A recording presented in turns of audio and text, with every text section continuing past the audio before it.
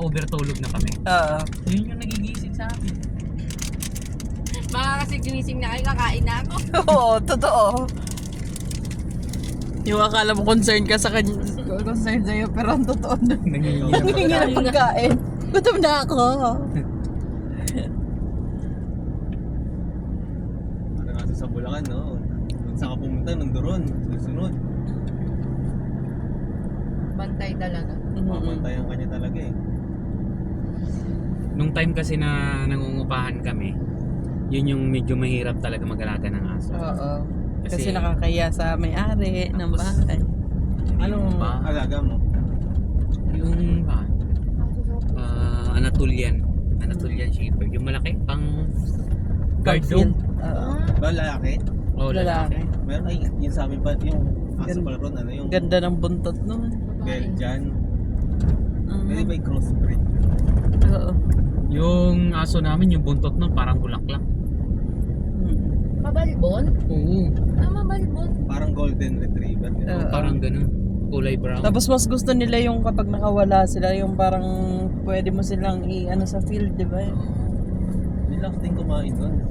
Oo. At saka ang nakakatuwa sa aso namin, kahit kanin lang ay pakain mo sa kanya, okay lang sa kanya.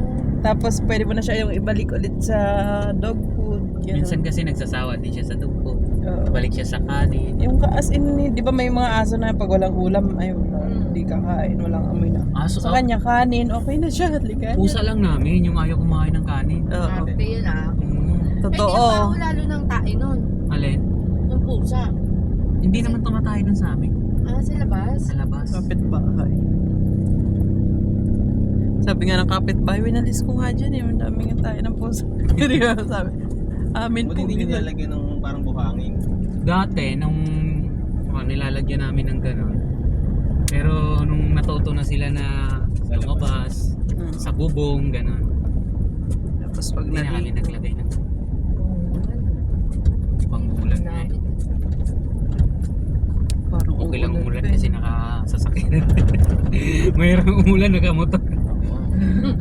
Grabe, yung kalaban eh.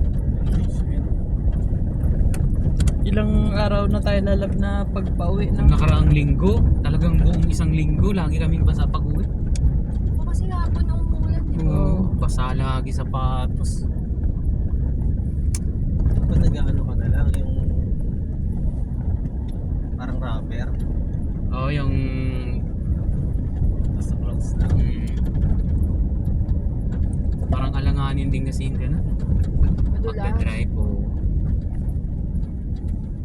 Pero kasi pag sapatos basa, tapos kailangan bukas matuyo na. Oo, dahil papasok ka ulit. Palit ka talaga ng sapatos.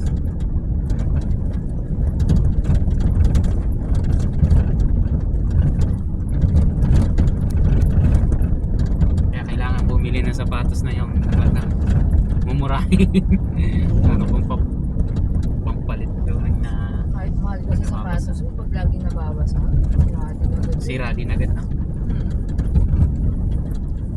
Hindi yung mga kubay na sapatos. Doon sa BF Virgin, gagawi ka ba doon? Saan? Sa BF? Yung office namin dati ng Green Dot, Oo. na yung pulang building, Oo. gawi ka doon, nagaganda ng ukay-ukay.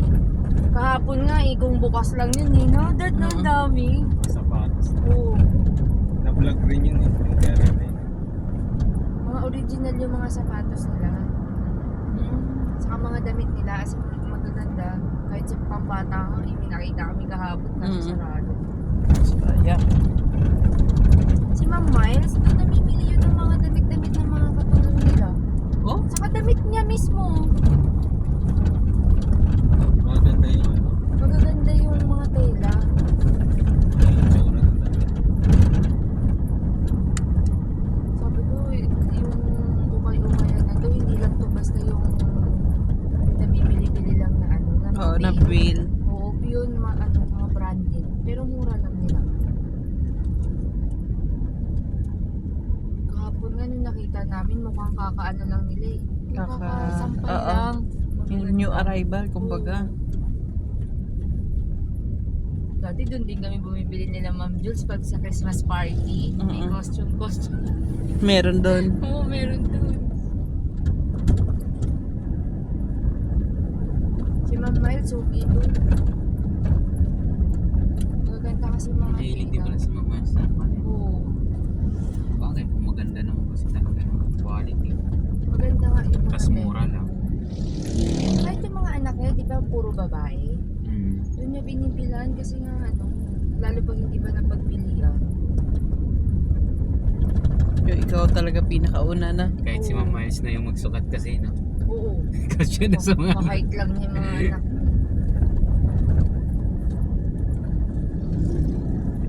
Isa sa Taytay. Eh, yung wala sa Taytay, parang ano lang din. Pero hindi Visoria na lang din. Oo. Patahian din na. Oo. Mahal na din. Or feeling ko sila talaga yung supplier, no? Oo. Tapos nagtayo na lang sila ng shop dyan sa Taytay. Natatalo na ng Taytay at Divisoria. Parang di nga gaano kilala na ang ano. Kasi kung sila naman talaga ang supplier, bakit dadali pa nila sa Oo. bahay? Oo. Eh pwede naman sila na lang ang dayuhin. Magbibenta pa nila na medyo mataas. Oo.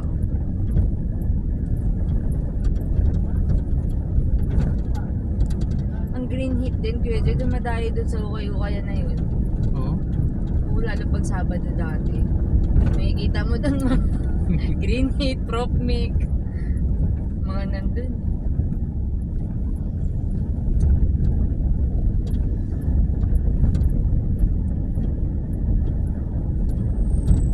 Ganda ng mga pants, mga t-shirt.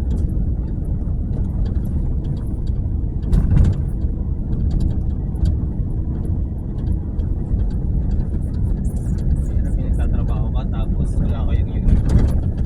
Oo. Everyday. T-shirt. Si Billy.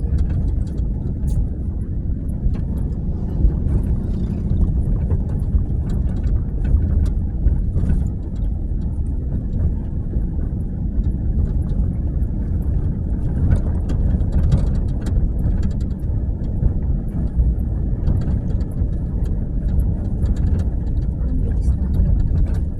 Hindi at dito nakakita. Hindi ka na nag-race?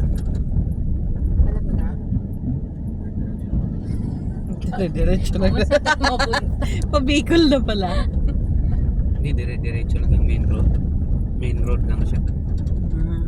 Kaya sa maraming yung sintahan na nila bahag.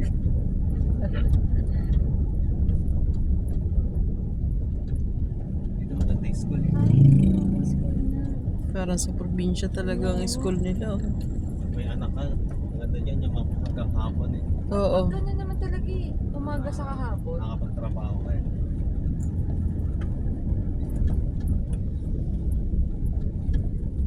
Hapon na ang uwian.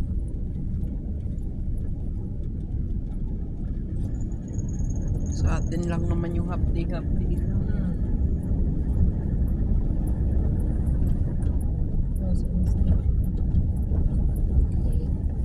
Nagka-allergy daw si Mia. Saan? Hindi hangga. Saan? Baka dyan na ano yun. Iwan. Hindi siya nakapagtinda ka.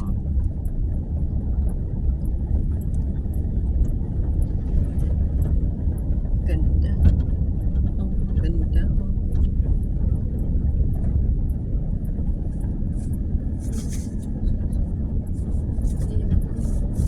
Hilo, no?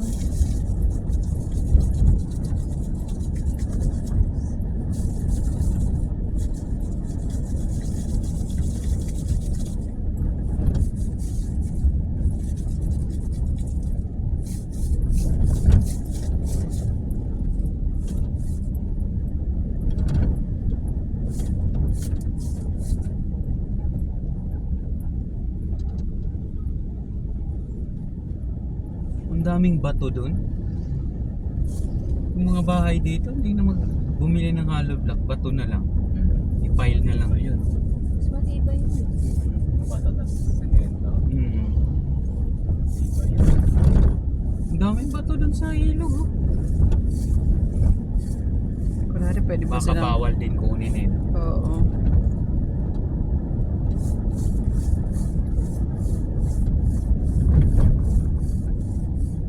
Hindi na rin magpapatay ng